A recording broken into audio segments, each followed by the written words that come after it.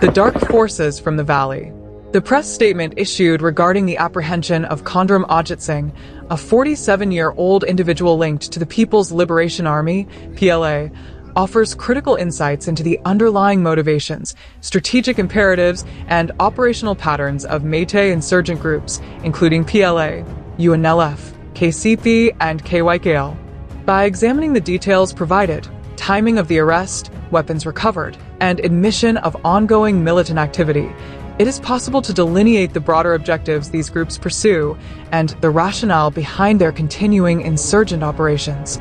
The statement details that the operation by the Imphal West District Police and security forces occurred in the Kameng area in the early hours of September 24, 2025.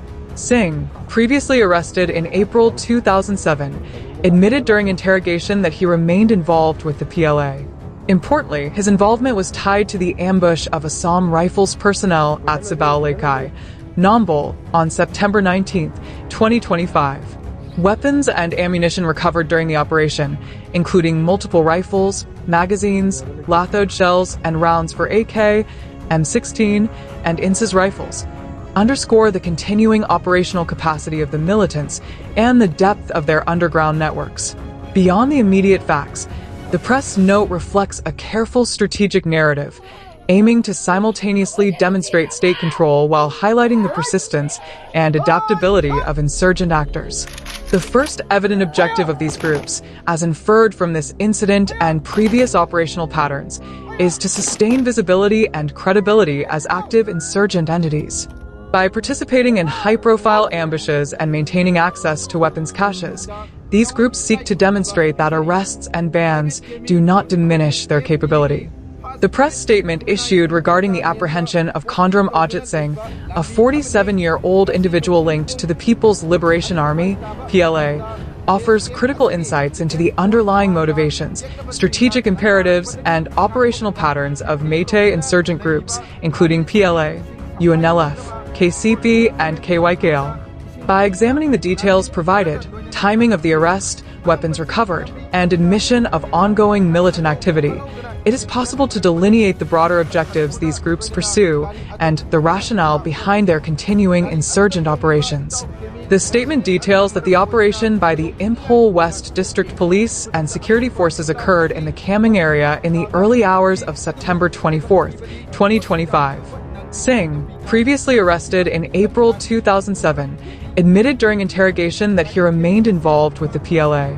Importantly, his involvement was tied to the ambush of Assam Rifles personnel at Zalengam, Nambol, on September 19, 2025. Weapons and ammunition recovered during the operation, including multiple rifles, magazines, lathode shells, and rounds for AK, M16, and INSA's rifles, underscore the continuing operational capacity of the militants and the depth of their underground networks. Beyond the immediate facts, the press note reflects a careful strategic narrative, aiming to simultaneously demonstrate state control while highlighting the persistence and adaptability of insurgent actors. The reactivation of a previously apprehended member signals the reliance on resilient networks that can withstand crackdowns, suggesting a strategy of maintaining sleeper cells and underground logistics. This operational persistence is not merely about violence. It conveys symbolic legitimacy, reinforcing the internal cohesion of the group and the perception among supporters and potential recruits that the movement remains viable and committed to its objectives. The Biren Singh government's removal of AFSBA in the valley, while reinstating it only in the hills, reflects a deliberate policy choice that undermines Kuki security concerns and allows Meitei insurgent groups to operate with relative freedom. This selective application of AFSBA has effectively enabled certain factions to carry out violent operations with minimal deterrence, and there is an urgent need to reinstate AFSBA uniformly across all valley areas to restore balance and prevent further exploitation of security gaps by militant actors. Simultaneously, the choice of target, Assam Rifles personnel, reveals a deliberate tactical decision. Such targets are both symbolically and operationally significant. Engaging well-trained and visible state forces ensures attention and amplifies the impact of militant actions. At the same time, the ambush aligns with a broader strategy of demonstrating capability and testing the reach of security apparatuses. The careful concealment of arms in strategically chosen locations, such as the Loktak Lake vicinity, illustrates a sophisticated understanding of terrain and security gaps. This approach highlights the adaptability and local knowledge leveraged by these groups, allowing them to sustain operations despite ongoing counterinsurgency measures. Another discernible objective is the exertion of leverage over state authorities and the negotiation environment. Violent operations, ambushes, and high-profile arrests create pressure that may be used to extract concessions or compel negotiation under duress. Even in contexts where factions of the UNLF or similar groups have engaged in peace processes, the persistence of operations by other factions reinforces the perception of continued resistance and bargaining capacity. This dual strategy, armed struggle combined with political signaling, underscores the sophistication of insurgent tactics as they maintain pressure while preserving options for eventual negotiation or political engagement. The emphasis on narrative control is equally strategic. By publicizing confessions, the government attempts to delegitimize insurgent activity, framing militants as criminals rather than freedom fighters. However, the insurgents themselves are attentive to symbolic power and credibility.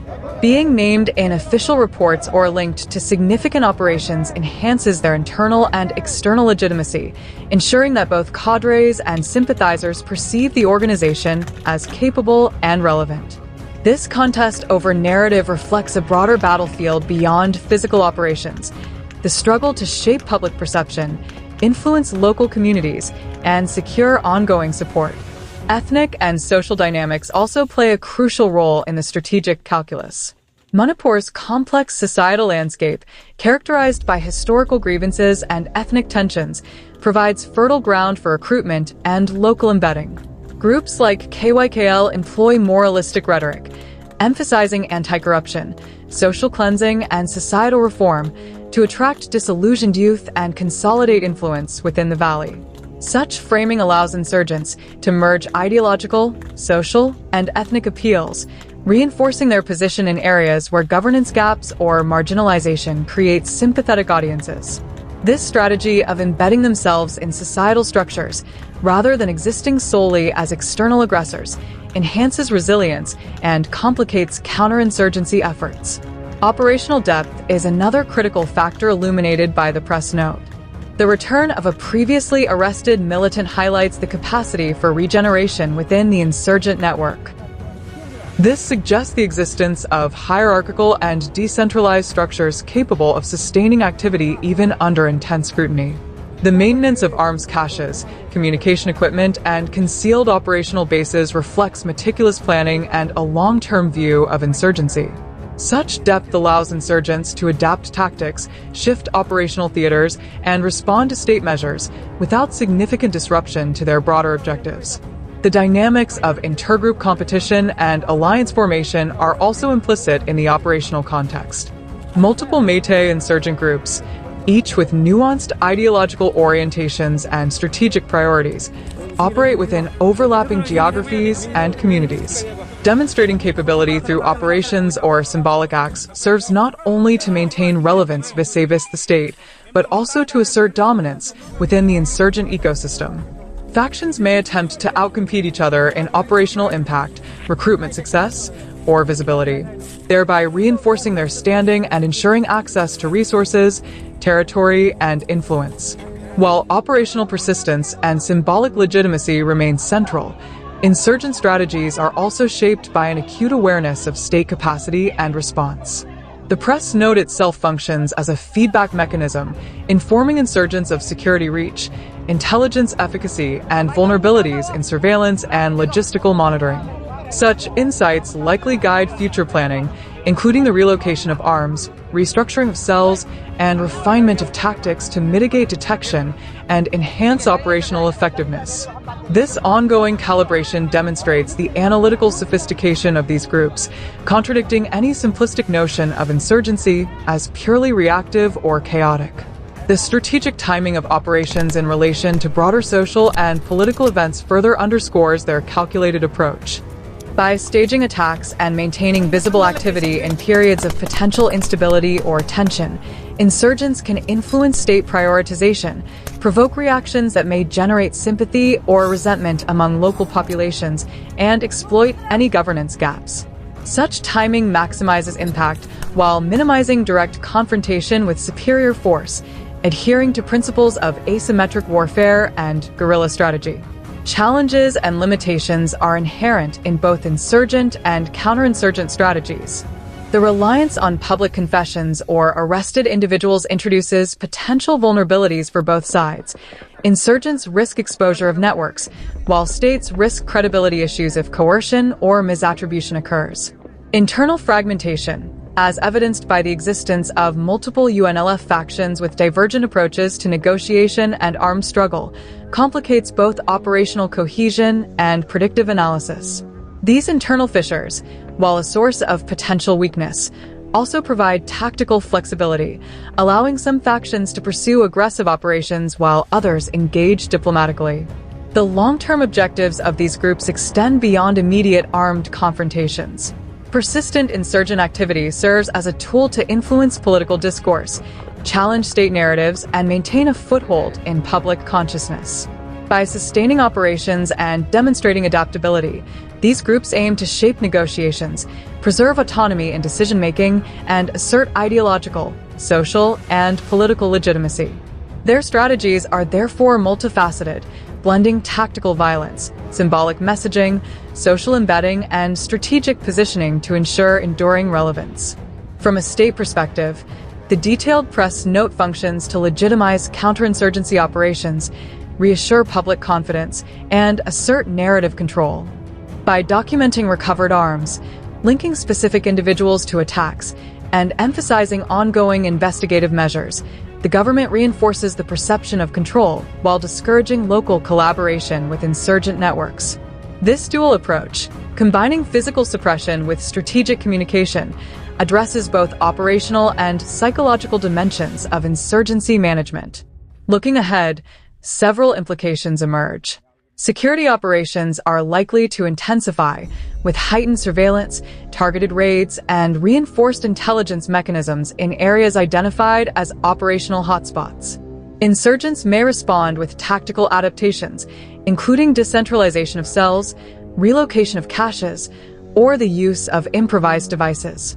Negotiation processes will remain complex, as active militant operations coexist with factions engaging in peace talks, requiring careful calibration to balance enforcement with political engagement. Community dynamics will continue to influence operational success for both sides, emphasizing the importance of managing public perception, civilian safety, and social grievances. Technological adoption and cross-border linkages further shape the operational environment.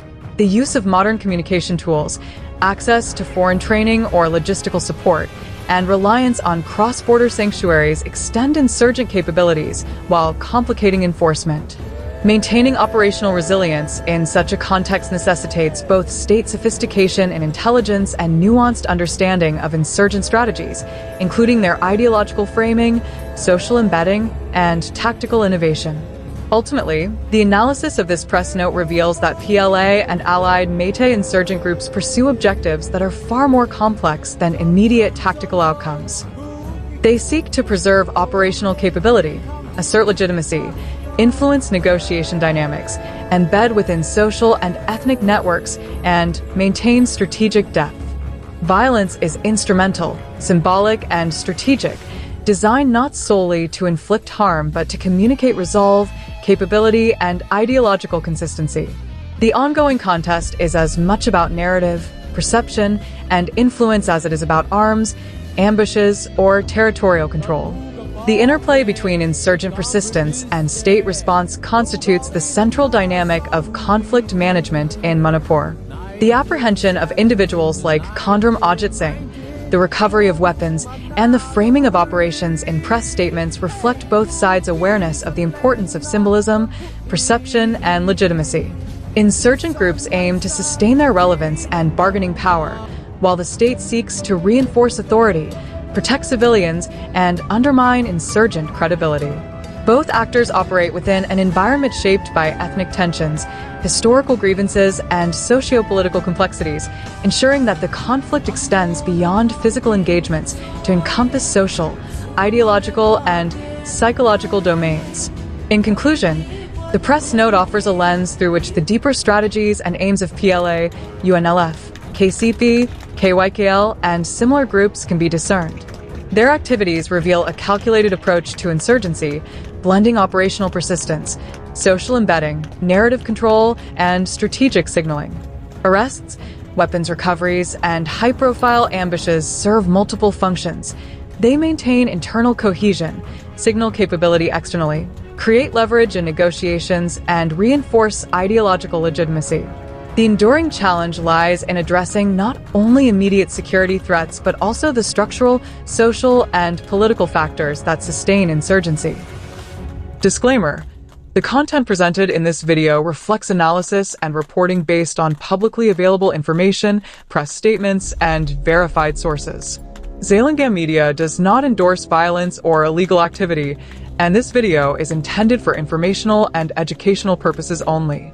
Views expressed by individuals, organizations, or sources cited do not necessarily represent the opinions of Zalengam Media. Viewer discretion is advised. For more independent reporting and in-depth analysis on regional issues, subscribe to Zalengam Media and stay updated with our latest content.